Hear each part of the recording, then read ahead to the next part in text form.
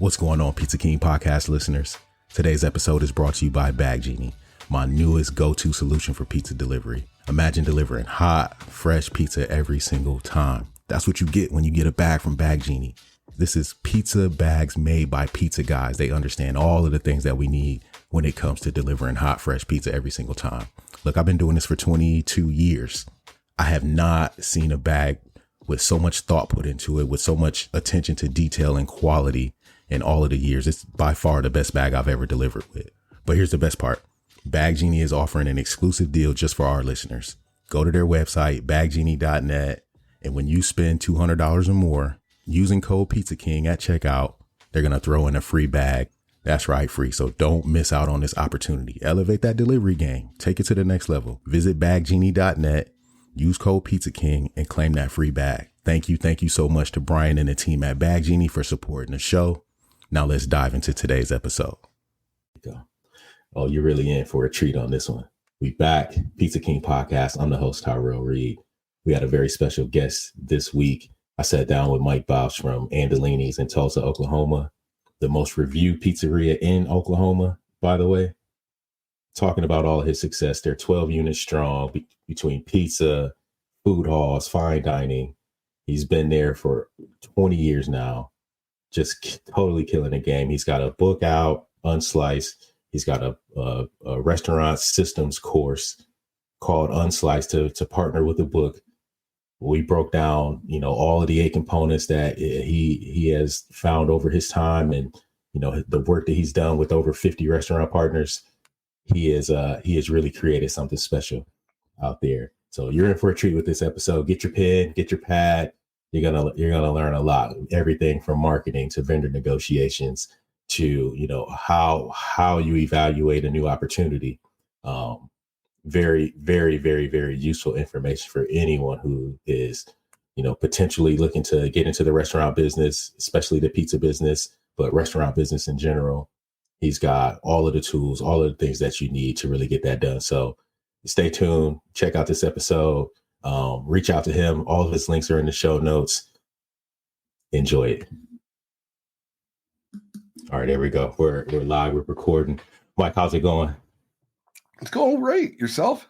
I'm doing really well. We just got past a little hurricane here in Florida, so all is good here. Florida's super fun for that, right? Especially this time of year. It's like end of summer, back to school. Like, let's throw your entire schedule off with a storm. Yes, it is. That's pretty much how it goes. Thank you for coming on and joining us. Can you introduce yourself and tell the listeners? I'm sure everyone that listens to me knows who you are, but for those that haven't seen you, tell us who Mike Bausch is.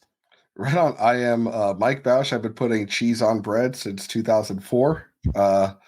I opened Andolini's Pizzeria with my brother January 8th, 2005. Since then, we now have 12 things, which is 5 Andolini's, a food truck, fine dining restaurant, food hall locations. We got a lot of different stuff, all in Tulsa, Oklahoma, all owned by me and my brother. I wrote a book about how managing all those operations called Unsliced that came out in 2020. And it was popular enough that I created a course for restaurant owners based on that. I'm also former president of the World Pizza Champions, a group I'm really proud of. And we put out a book this year actually, called The Pursuit of Pizza. That is a nonprofit book. It's a legit cool book, but it sent 7 kids to their Make-A-Wish wishes. When we all were here in Tulsa, we put on the Guinness record for the world's largest pizza party. So I've done a lot of random stuff in the pizza game over the last 20 years. So did you always know it was going to be pizza for you? No, not at all. How did that happen? It's I say it, I've said this before, like, it's not a high bar to love pizza. It's like, did you always love pizza? I'm like, yeah, that doesn't mean I should be this. Like, that's not, if you had asked me when I was in high school, I thought I was going to be a JAG lawyer and in the Marines. And I basically went off that presumption all the way through college, went to Officer Candidate School of the Marine Corps, and found that after doing all the training, I had type 1 juvenile diabetes. So that went away, which I'm fine with. I got all the training of the Marine Corps while in a handicapped state. so it showed me how far I could push my mind and my body when I set my mind to something, which I wouldn't have known otherwise. Like I wouldn't have been allowed in there if they knew I really had diabetes. And it was kind of a fluke that I got through. Like a bunch of things failed that I, as a full-blown type 1 non-insulin creating diabetic, got through the Marine Corps entrance processing. But once I went through it all, I was like, I went to law school now on my dime. I went there for like 90 minutes and I said, this is not for me. At the same time, my brother was getting transferred to Tulsa, Oklahoma with his business, Alamo Rent-A-Car, that he was vice president of at the time. Okay. And I just said, he said, you want to open like a family restaurant with this, you know? And I said, I don't want to do this. So let's go check out what Tulsa's all about. And I checked out Tulsa. I was like, this town's cool. Let's see what happens. And it's been 20 years. 20 years. So, and Tulsa is a really cool town. Where are you guys from? My parents were born and raised on the island of Manhattan, never really left almost at all. Like my dad went to, they both went to like school, sometimes off the island, but full-blown New Yorkers. My dad then went into the Marine Corps during the Vietnam War voluntarily into officer candidate school as well. So my brothers and sisters who are much older than me, about 15 years older than me, were all East Coast. I was then born on the East Coast, moved to California. Then when my dad got out of the Marine Corps, it's kind of interesting. He was kind of looking for a proper place to have a job. He had found like 2 jobs that didn't really work out. And the Alamo Rent-A-Car, which he applied to, they said, great, if you want to stay here in California at like a mid-level role, you could do that. Or we'll fast track you if you want to go, you know, undo the damage of Newark, New Jersey, Mr. Marine New Yorker. And they sent him into the lion's pit. And he went and uneffed Newark, New Jersey's Alamo Rent-A-Car, and that's where I lived for a little while in Newark, New Jersey. And drill sergeant, like we gotta fix this thing over there. Pretty much. I mean, my dad's like not a yeller, but he's very good at motivating people. I think that's a real massive misconception about the Marine Corps is it's not yelling. It's like, come on, we can do it. Let's go. We got this. Like that's the mentality most of the time. Like, of course, it's encouragement. Of course, boot camp is aggressive because that's like to train you on a fight or flight response. But once you're in it, it's now he'll put the hammer down, and it was super interesting when he was there. Like the first thing he did was a lot of theft was occurring, so he was just like, "Don't rent." Like if he thought someone was going to steal a car, and he would just be like, "I don't know if you're going to steal this," and it wasn't so much. It would be like if someone, it wasn't like a race thing per se. It was like if someone came in and they had rented like 10 cars in the last month, he was like, we're not renting you a car anymore. Like, yeah, you have to rent a car. It's like, no, you don't. It's like, oh, I'm going to tell the police. Like, by all means, go tell the police. And you remember, you know, that part of New Jersey was like hotbed for oh my God. He also, this is an interesting, like nuanced thing.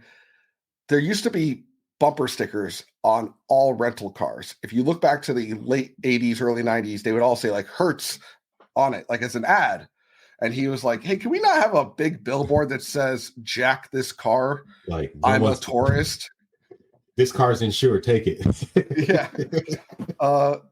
So it was a wild time living in Newark, New Jersey in the early 90s. And then eventually we moved into another part of Jersey, and I lived there till high school, and then went back to California. So I grew up bi-coastal. Very cool. That's an experience in itself. Yes, it is. Being able to understand both sides of the country. All right. So then you make your way to, you know, through the military by the grace of, you know, perseverance and doing things that your mind probably didn't think you didn't even know that you weren't supposed to do. That's also, I mean, that turns the military into such an incredible experience for you because you got to prove some things that most people don't get to prove out over that time, right? I'm very thankful for it, not only because it's from a very functional level. Now I know how much sleep deprivation I could hang with. Yeah. I know how physically like dumb, tired I could be and still force a decision. But then on top of that, I saw how, you know, in America, we entrust 18-year-olds to be trained on very, very complicated things. And then when people are like, I can't train these kids, they're dumb, they don't know what they don't know what to do. I'm like, it ain't the kid, it's the training. Because you could get people want to be good at stuff if you allow them. And a lot of modern restaurants have zero to no training. They're like, well, follow this guy around. How does he not figure it out? It's like, well, you haven't done the process to show them. That's the problem. It's not the kid, it's you. Absolutely. I agree with that. I was seeing the parallels as you were saying that it's always on the process and not on the person. In my experience too, it's all, and what we do is all about people and how we maintain and manage those relationships. Right. I completely agree. And I think the food, like, there's so much of this industry that gets married to the thought of the food being all that matters. And I don't dispute at all I don't want to downplay how much it matters. It's just not the only thing that matters. And when you get locked in, like, well, we have the best pizza, why are we not having a line? Like, if you don't have a line, it's not anyone's fault but you. I agree.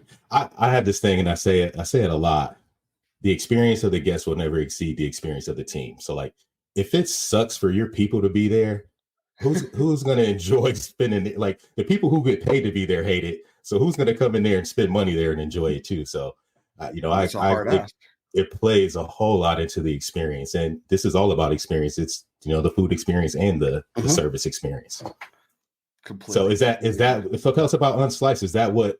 Well, even before we get to that, congratulations, 12 restaurants.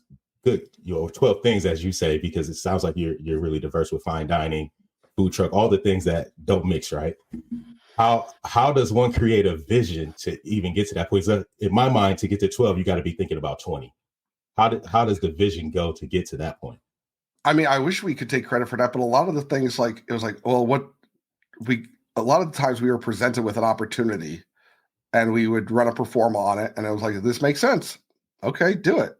It was never like, we got to get to this number. It was, the food hall. They're like, the food hall was like, we're building a food hall. We'd love to have you be the anchor tenant to set the tone for other restaurants that are newer to the game. We're like, makes sense. Great. Good deal. Let's go. Fine dining restaurant. The building next to us, which had been like a juice bar, was closing. And we were like, well, it would be really easy if we could be that close to another restaurant. And it's a really great location that we had a lot of success with. I guess take it. So each thing kind of was an opportunity that presented itself. And when met with an opportunity, maybe it's FOMO. I don't know what it is, but we really game it, think it out, go through all the numbers, really analyze it. And if it makes sense, we're like, okay, do it. A lot of times we say no, but it's always been what makes sense. Okay, great. And then we do it if it makes sense. Understood.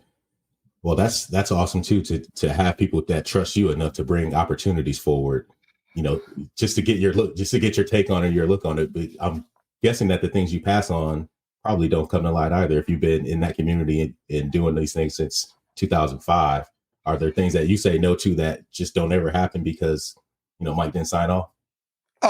When something like the things that someone's like, hey, you could be the official food purveyor at this location. Let's say it's a sporting facility or something. Okay. We'll look at the numbers like, okay, well, we got to staff it. They only have like 3 events a month. Not for us. It's just like the ROI of it. And then there's like, hey, could you do this? There's just things that we'll present. You should be in this town. We'll look at the town, the population density, the location of it. We're like, we could maybe make it work, but it's a lot of effort for not a slam dunk. So when we don't want to overly saturate the area. It's just a very nuanced thing. And then something else might go in there, but I have never had, to your point, something that we passed on where someone else went in there and had explosive success. That's not happened. Yeah, I understand that. And I also understand your point about stadiums, because while they look cool, that's just marketing. You're not there for money, you're there for marketing, in my opinion. Like Tony Giovignani and Nick Bogas both are in like their stadiums, but they also have tier 1 sports at those. Like if there was a tier 1, Yeah, it's a different thing. We're talking like places that don't have tons of events. So that's when I was like, I don't know. That's what we passed on. For example, a lot of places like, hey, this restaurant on the other side of town just closed. Do you want to take it over? We walk it. We're like, we're going to have to gut this place. This equipment's not going to work. The location isn't going to land. And then we're like, it didn't. And then we'll do a performa. Truly, numbers are what we go off of. It's not the emotion. It's really, we might even think it's going to work. And then we do run a performa on it based on density, based on our metrics. And then we're like, it's not a slam dunk. And I don't think it's got enough push to make it work. We're a pass. Are these some of the same thought processes that you teach in the Unsliced program? Yeah, I think one of the first things I show is how to decide whether or not you should do something versus you can do something. I think that's a big differentiator in business, that a lot of entry-level restaurants are like, what can I do? And I want an entry-level restaurant, first store, second store, to say yes to a lot of opportunities, but not overwhelm themselves with stuff that doesn't prove ROI. So it's a decision matrix that I teach, whether it's, let's say your staff wants to do Dungeons and Dragons night at your restaurant. That's a yes. No matter what, it doesn't cost you anything. It might lead to something. It might not. It might be a dud. You should say yes to it. But then if it's like, hey, should I be on the board of directors of this thing in my town? Okay, maybe we can nurture relationships and get a new sale. Or no, it's going to take 40 hours of a month to run this thing for the relationships I already have. Maybe I should not do it. And a lot of new businesses start to say yes to everything that doesn't move the needle. And they're taking meetings with every single person that hits them up, trying every program that hits them up. And it's a lot of stuff does not prove ROI. And you got to, especially at this point, I have to be way more shrewd with my time. Yeah. Do you feel like new businesses are a target for folks that are looking just to put a face or put a name or a company associated with whatever they're doing, right? I think the majority of sales given to individual units, when they're like super excited to talk to a single store, they are a pariah. They are seeking to leech off that single store and get a dumb sale. Like if they're like, you got to buy our magnets. We're the best magnet company in America. And they're calling and cold calling, you could be pretty sure that's the worst magnet quality and price. And they're just saying, these dummies will buy it from us. And I think a lot of vendors too, I'm not speaking for all, but a lot of vendors, when they're aggressively going after a single unit first store restaurant, they're like, well, they have no negotiation power. Let's milk them. And if they die, they die. If they live, they live. But that's what's up. And I think it's important for those first stores to do a partner pariah approach, which is something I'm a big proponent of, which is look at this vendor. Are they a pariah, like they're seeking to live off you, or are they a partner? They want you to succeed with them. And here's, again, the decision matrix to determine, and can you turn the pariah into a partner? And if not, how do you replace them? And going through your whole general ledger account and looking through all of them. Now, I'm also not a guy who's going to say, they're all trying to screw you. Never trust anyone. I'm not like that. But you have to make sure that they have paired interests with what you're looking to accomplish, and you're helping them accomplish their goals. Because if you don't, their goal is only going to be getting as much money out of you as possible. Right. And it sounds like that comes down to the relationship you have with the person, right? With the individual. Sure. And I think every company wants to make money. That's, no one's just going to give you everything and expect nothing in return. But how do you meet both of your how do you have common goals and then work towards that? I like that. Totally agree. How can you bring them as much value outside of cash? Yeah. So that you have so much, like, hey, I want my pricing to be great, but for the effort, I'm going to introduce you to these 10 other restaurants, or I'm going to talk about you on social media, or I'm going to do an email blast about how great you are. Like, these are other ways a restaurant can provide value to a vendor or anyone that's not on payroll. Yeah.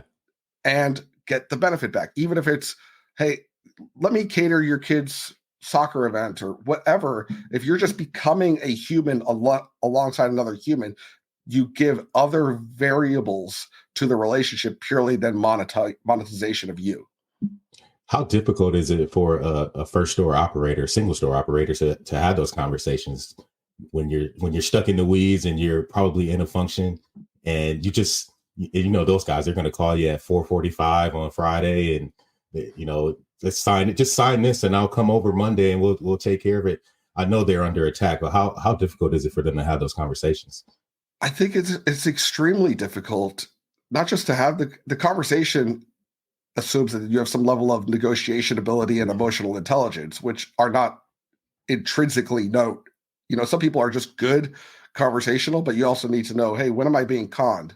Mm-hmm. As well as not always thinking you're always being conned. So that's the tightrope walk, right?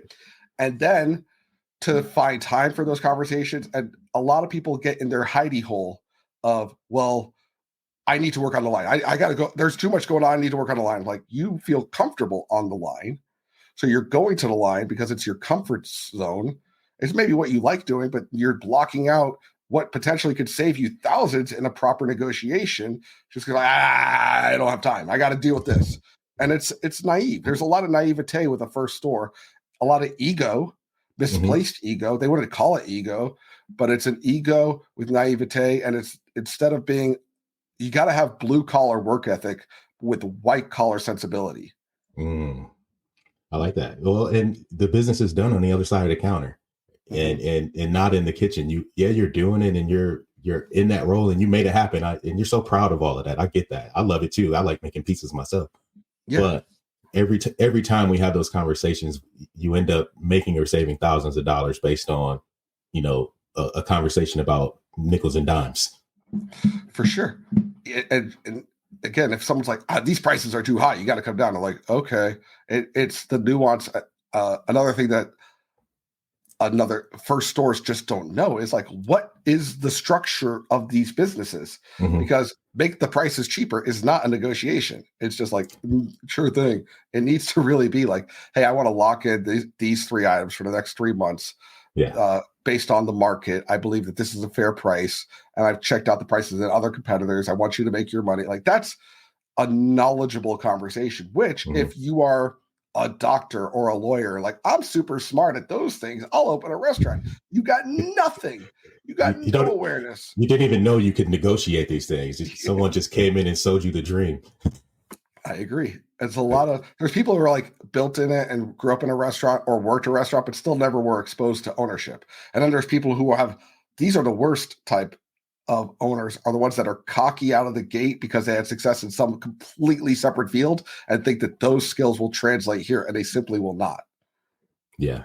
I've seen that in my experience has been in franchising. So I've seen that story happen so many times where someone is leaving tech or whatever industry they were in to come, live the glamorous life of a franchise. And it's incredibly humbling and can cost you quite a bit of money if you're not coming into it with the right mindset, the right approach. And, absolutely. And taking the time to learn. You get guys that say, all right, I got 2 weeks to train, teach me everything you learn. I'm like, you want me to teach you everything I've done over the last 20 years in 2 weeks and you barely show up? That's tough.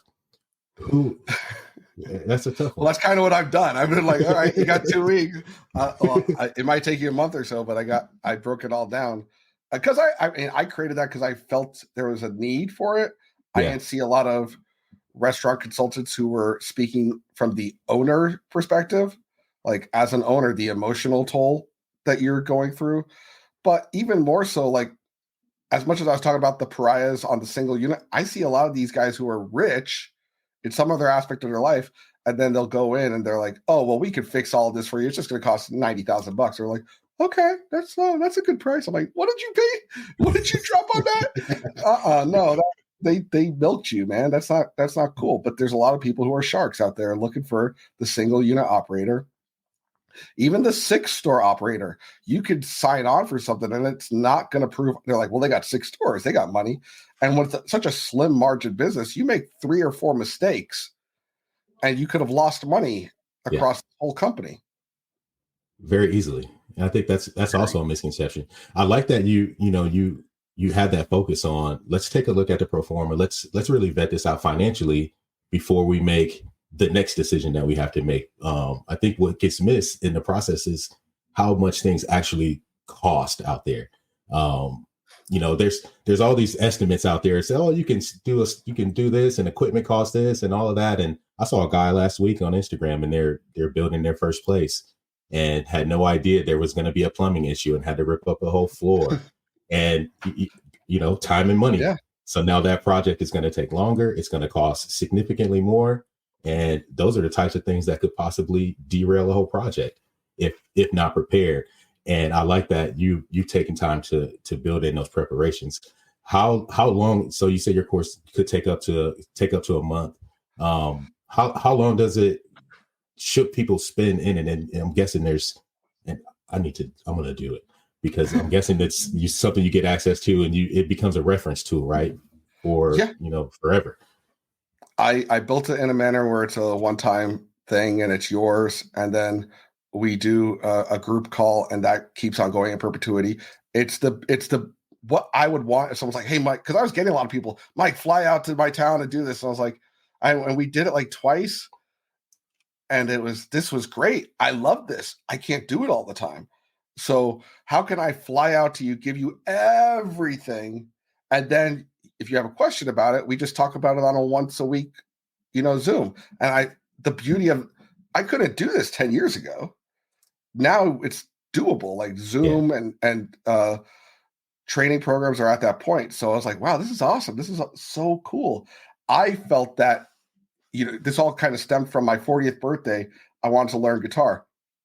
I bought a guitar. I went and got guitar lessons at Guitar World, and it was just not good. They were not a good lesson. And then I saw Metallica released like on Musician, an app. Here's how you play Master Puppets from James Hetfield and Kirk Hammett. I'm like, oh, wow, that's how you do it? And I was looking at him play. I'm like, so I'm learning from the guy, not a guy, but the guy on video. He's not teaching me right now. He's in a tour bus somewhere on the other side of the world, but I'm right there learning from him. What if I could do that and give that one-to-one feel, but also be a support system while not having it eat up all my time? And that's someone who's like, well, how do you run 12 restaurants? I'm like, well, let me show you. That's what I thought would be awesome. And whether it's, well, here's what to avoid at one store. Here's how to build out this store. I interviewed 50 restaurant owners and saw about 8 main things that were problematic or that they needed work on. The first was getting owners on the same page. Like a lot of the time there's not a vision for the restaurants. Like, well, we exist, right? No, like here's the expectation. Even if you're a solo owner, like here's the deal. Then it's just metrics. People are like, well, what is prime cost? Most restaurant consultants kind of start and stop here with here's your food cost, here's your labor cost, here's how to do it. And that is very important, but it's not all that there is. Right. Marketing, like what is marketing? What should you be pushing for? Who is your client? How do you know who they are? How are you positioning what you're going to say? And reviews and how to game them. And right now we are the second best reviewed city in America for pizza. Number 1's New York. Number 2 is Tulsa. And we are the best reviewed pizza in there. So the gaming of reviews, not only being great, but also having reviews that back that up and nurturing that relationship, intrinsically, I've done very well at. After that, we get into all things employees. How do you get great employees? How do you keep great employees? Then all things vendors, people not on payroll, partners and pariahs. And then last but not least, when people are like, I got all this, but I just can't systemize it. Here's how you create a system and manage a system for anything instead of managing people. And it's on a very simple level. People will create a system and then they don't know how to execute it continually. They don't know how to have it ping them. So they're checking the system and then no one uses the system or like, why did the system fail? And I've been through that so many times. And I was like, I am creating the system. I am not letting it fail. What could I do to ensure it does not fail? And now I've gotten to a point where we have that. And now I show other people how to do it themselves. I love that. I love that. And I love that you touched on people. I assume that you must have a team that you're incredibly proud of at this point to continue to run and, grow your organization while coaching and teaching and doing that part of it too. Author, sounds like a really busy guy. You must have a great team. I do. The team is impeccable. I'm still in the mix with them. I'm still doing it, but like there also has to be the time where you allow other people to win. Mm-hmm. And a lot of owners, when I see an employee who comes up with an idea, like that's great. No, we're not doing that. And it's like only my ideas. Those are the only ones that we do, instead of nurturing the other ideas. So then that employee is just like, well, who gives a crap? Nothing I do here matters. So they become disenfranchised. So letting other people win is how you systemize. This is how you grow. But also, why are they going to want to do that? Which is the nuance of ownership. It can't be because they want to avoid getting in trouble. A lot of owners lead through stick with a little bit of carrot. Instead, like, here's the incentive. A lot of don't do that or else. Don't do that or else. I need a lot more carrot, a little bit of stick, and then the biggest one, which is neither one of those two, which is ideologically. Like, do we feel we're a part of something bigger than ourselves? If we don't, then this is just a job, and it's just another thing I could quit at any point in time, and it doesn't matter. We have to get employees to the ideological level, which means we actually do believe in something, which means that we actually do try to do something beyond cheese on bread or whatever we're serving. And when you get staff on that level, attrition just plummets. Yeah. And understanding that you play an important role in that vision too. I think that's great. I was a regional director for a fast food chain here, and there was just a Checkers. So we had a ton of turnover, and not just in our organization, but throughout the entire system. And had a conversation with a girl that was leaving. She was going to take another job. This was at the height of COVID, and everyone's overpaying, and wages are going through the roof. And it was at that point I realized, like, the paycheck's just not enough to keep people here at no point, because that girl left and she said, I'm like, we had her in a program. She's working towards becoming a shift leader, and she took $1 more an hour to go work overnight at a grocery store. And she goes, well, if it doesn't work out, I'll just come back here because you guys are always looking for people. And I'm like, yeah, that was like the slap in the face, the punch in the mouth, the realization that we have to build something and put together something that's way more valuable to them than the paycheck that they get every week or every other week. Totally agree. That was an eye opener for us. She said, it's Checkers. You'll always be hiring. You'll take me back anytime. We're the backup school, or the desperate girlfriend or boyfriend, however you want to define. Like, that's what it becomes when you do it that way. And you got to provide a ton of value. Yeah. And then be more curated in who gets to work there, but also bring a lot of value to those who do. Always be hiring, but also be like calculated about it. There's so much nuance to it, but it does boil down to being relational. Yeah. And to not treating people like automatons. And that's nothing that an Excel spreadsheet can teach. No, and it never will. Leadership plays an important role in all of that. But as an owner, do you also consider yourself the leader at each one of your places? Mm-hmm. Or do you have a leadership structure that says, look, hey, Mike's our guy, but you can talk to me about what's going on here? For sure. Organizational charts matter a lot. The boots on the ground of that particular store, who's in there, 50 hours or whatever, whether it's 35 to however they are doing their schedule, it's going to matter a lot. So is that leader leading by example and following our core values? Like, so that's where my leadership, my brother's leadership permeates their leadership. They're still, but we are all Andolinis. They are Andolini. It's like, no, that's your business. It has to be, we all work for Andolinis. I work for Andolinis. You don't work for me. We all work for this. And when that's the approach, it's easier to get us to our goals. But organizationally, if they have a problem, they got to go to their superior. If their superior is not giving them their answer, there has to be a means for them to reach out to me. And it's not like, no, send me a pigeon with a message on it, and maybe I'll see it in 2 years. Like, it has to be like, hey, this is something that's going on. So we have a lot of ways to access, whether it's my phone or my email and my brother's, or connecting with us at all times. But if someone's like, hey, this is a problem I see, I'm like, well, did you go to your kitchen manager yet? That's the first thing. If they're like, yeah, and he said it was dumb, I'm like, okay, let's have a conversation about that. So there's a beauty in not being overly soullessly corporatized, but still having structure. And I think there's a beautiful middle ground to be found that I don't see in many restaurants that we seek to achieve. I like that. I like that approach. And I mean, and when you're there and you're visible in the restaurants, people are going to approach you, right? So there has to be some level of comfortability with you to say, hey, can I talk to you? Can I pull you aside and talk about this thing? And I guess I don't know how to put it, but having the place where you can be vulnerable and things aren't going to go bad for you. I can open up and talk to anybody in this organization. I think that becomes an important role when talking about just growing in general. People have to be comfortable enough to be vulnerable. Having evals that are open evals, their evals are anyone's eval is seen by all of us at on the top level. Okay. So no matter what, dishwasher at a random store, like their eval and what they write is sent. We also have it where they hit the send button, the staff. So the person being evaluated gets to write whatever they want.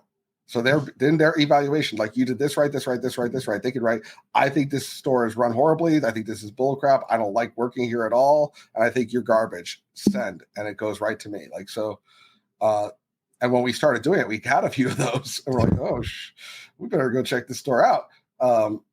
So communication, but effective communication, effectively conveying that. And in a perfect scenario, I'm going into a store and just joshing with people, having fun with it.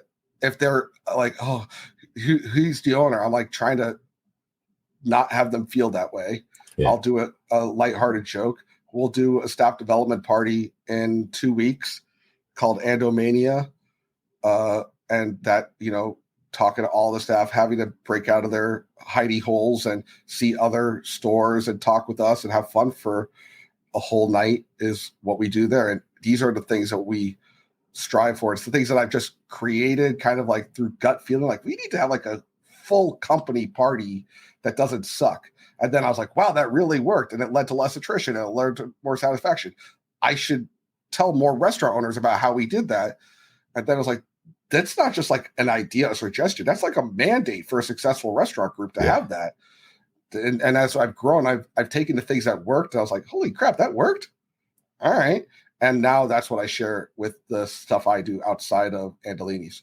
I love that. And it has to attract other A players in the market. Like people want to work for organizations that have that much fun and that people enjoy being a part of that much. I think that's a great way to just to mitigate we all go through staffing challenges, right? But if you know you're going to always attract A players because of your culture and because of your environment and because the people who work for you are singing the praise of, their job that they love so much. That's how you attract the top talent to come to your team. That's and also keeping them too. Yeah. When they're like, well, I could go there like, oh, but I miss Andomania. Like I want them to say that. Yeah. So tell us about Andomania. What's that? Is it just it's not a pizza party. It sounds like it's something crazy. Each year I like mix it up. We'll go to a different, usually a brewery. This year, the brewery has a bunch of volleyball courts. So we're calling it Andomania Ball. We get shirts made for everyone. They all, for their individual stores, have shirts. There's a point system of who shows up with like the best team unity. Then I'm going to have them play volleyball while eating pizza, while doing a few other random things simultaneously for points to like see which store could win. I might have them like walking around holding like a tray of cups and just adding on levels of pizza and restauranting and stupid. So it's like dorky and fun, but also kind of in the like, no, I'm going to train for this. I'm going to do this and getting them all super hyped on it. And then, having alcohol, but having it super safe if you're under the age of 21, all sorts of guardrails to prevent them from drinking. If they are over the age of 21, not letting people get, stupid with it, bringing a bunch of food, making food, and having it be like this big old party that's just a dumb celebration of pizza and fun and Andolini's. And a lot of staff members are like very thankful and things. And then the real culmination, if they win, I have one version of it here, like the title belt, like the store that wins. Oh, I see it back there. They get the Andolini's title belt. I ordered two and I was like, that's so cool. So I keep one at my desk, but they win to get the Andolini's title belt at their store. So that's a point of contention. Like the GMs all year long are like, I'm getting a title belt. You're losing it. I'm taking it. And they're training with their staff. And it's that level of dorkiness coupled with competition. I used to do staff development parties where it's like, okay, I guess we'll all go bowling, and which was fine, but we would find ourselves, they play like 3 lanes of bowling, And then this clique sat in the corner with this clique, and they're going outside to vape, and they're just drinking for free. And I'm like, this is expensive for nothing. I don't like this. So we need to gamify this and make this a thing. I love it. Do you also build in like some recognition with the party, or is that something that's handled totally separate? It's a good idea. I've always been apprehensive of like saying, because I went to parties when I was like working for another restaurant when I was in college, where I was like the employee of the year, and you had the why I've edged against that. I don't have any problem with someone who does do it, but I'm like, okay, that one person is going to feel super like, I guess all the attention's on me, and then everyone else will be like, this is bull crap. I should have got it. Like there's a lot of the potential for problems from it is a lot. Like, I understand. So I've kind of held back. Like, what's the win here? I thought about doing other things like Andolini's prom. I thought about that. Like, let them all get dressed up for prom and have a DJ, like playing cheesy 80s prom songs on. But this is the type of fun that I want them all to have. I like that. Well, there's no pressure. There's no social pressures that go along with it, right? It's just come be yourself and have fun. Some of them are going just to eat pizza and drink. Some are going to win the game. Some are going to meet other restaurants because they don't get to see them as much socially. And it's all those things combined. Is there always competitiveness between the restaurants?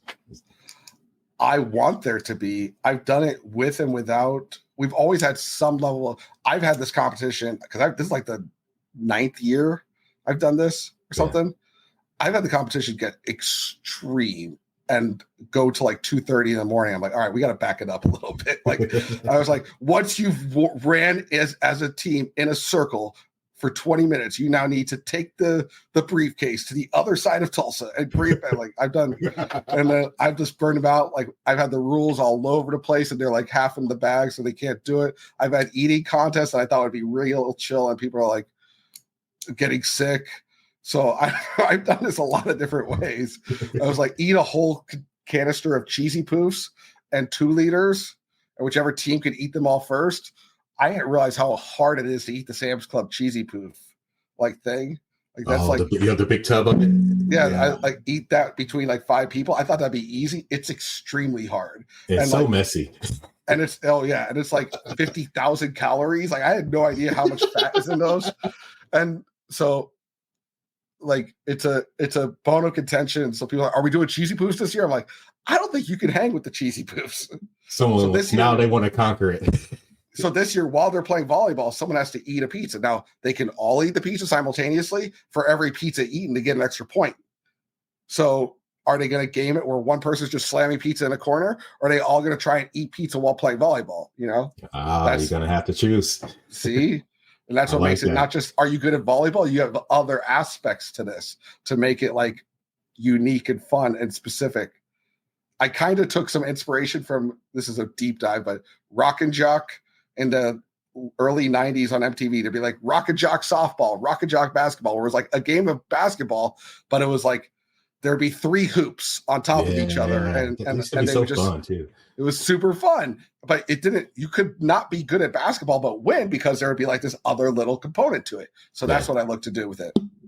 I like that. That levels the playing field so your athletes can't just gang up and go dominate. You know, that's what I would do. Like, no, I'm picking my team. We're gonna kill this thing.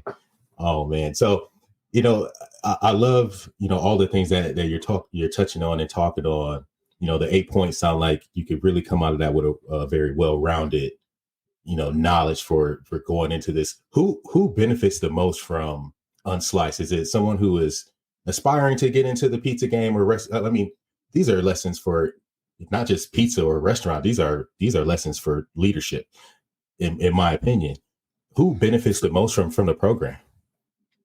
So I built this specifically for any restaurant owner, any independent or soon to be independent restaurant owner. So whether you're pre-open or you're existing, shy of being, you know, 20 units, everything I'm teaching here works. So if you're at 8, like there's stuff in there if you're at 8 units. Because a lot of people at 8 units are still doing the processes of that they created and never really created. They're just running like a chicken with their head cut off. if you're at 1 to 2, like, how do you get out of your own way? Yeah. If you're pre-open, they're like, well, is this right for me if I'm not open yet? I'm like, well, it would be really great if you opened with recipes, with cards, with an HR awareness, rather than trying to run the marathon while tying your shoes. And that's the best way I can describe it. Like, a lot of people this business is running a marathon. Mm-hmm. Now, are your shoes tied? A lot of people are like, I can't do my recipe cards. I've got to run a restaurant. Like, you're running a marathon with shoes that are untied.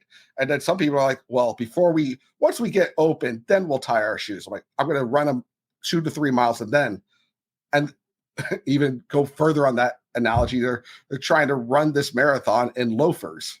Yeah. They're just not, it's like, let's get you set up, get some good running shoes and tie them, then run and then fly and go to your goal, as opposed to everyone running in the wrong direction, kind of walking, kind of tripping over each other, which is what a lot of restaurant ownership is.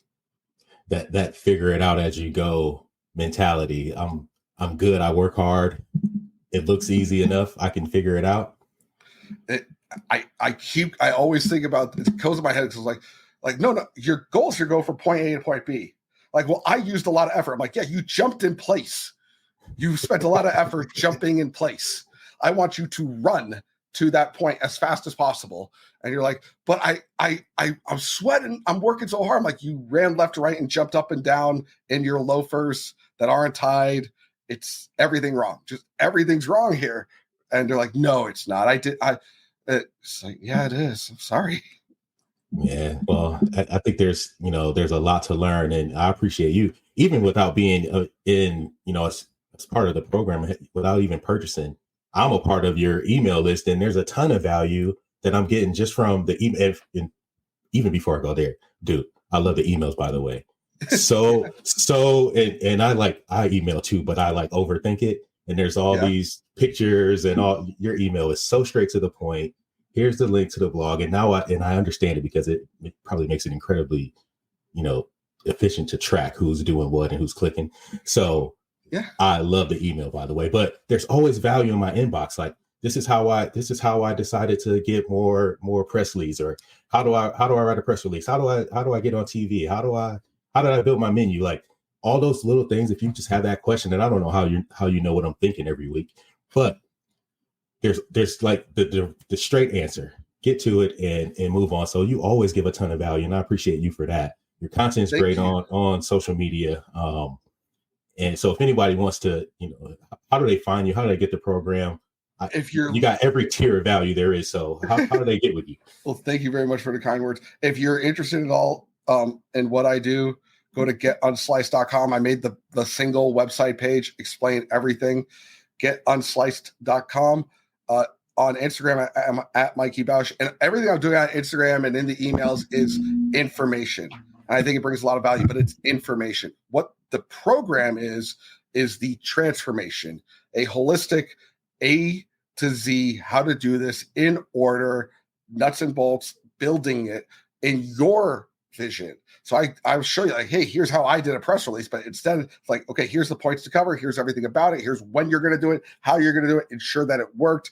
That's what I do in the program, which is the value. So I want to make sure that people have a ton of value, and that the way to go about it is out there. Because I don't think this job needs to be so hard, but I also think that people need to realize that they're signing on to be more than a chef. And sure.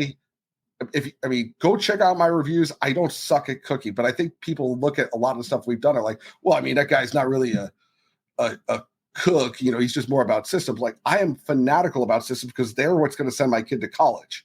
But food has to be incredible. And there's a lot of great restaurants that are going to open today with arguably Michelin level food that are going to be empty because they have garbage systems. And it's an important lesson to learn. You have to run a business and deliver great product. For sure. Well, if we didn't even get a chance to really touch on World Pizza Champions, that means you got to come back so we can talk about what it means to become a World Pizza Champion. But I know you got another call. I won't keep you any longer. Thank you so much for joining us. Just even a ton of great information here given today. So I'll put links in the show notes. I don't know if people actually read show notes, but we will put all the links in there. Notes lately. I've been doing Are you looking at the show notes? If I'm like, that was interesting. What's the link? I'll be at a stoplight and click the link and then just save it. So by all means, I don't suck and I'm not a BS artist. So if you want a part of your thing, I'll happy to take it. Everything in my program is restaurant focused. As much as I've had success in pizza, I've seen a lot of non-pizza restaurants have success with these. And we saw that when our fine dining restaurant became the best accoladed fine dining restaurant in Tulsa. I was like, oh, wow, this system is not unique to cheese on bread. Man, so it's for all of us restaurant folks out there, not just the pizza folks. Go check them out. Again, we'll link everything in the show notes. Mike, thanks again for joining us, and we'll be in touch. I'm gonna stop the recording, but hang out there for a second. All right. Thank you for having me. Yes, sir. Thank you for listening to another episode of the Pizza King podcast with Tyrell Reed. If you enjoyed today's discussion, don't forget to subscribe, rate, and leave a review. Your feedback means the world to me. Got a topic you love to cover or a question that you want answered? Shoot me an email at info@tyrellreed.com or reach out to me on Instagram at Pizza King Podcast. I love hearing from all of the listeners.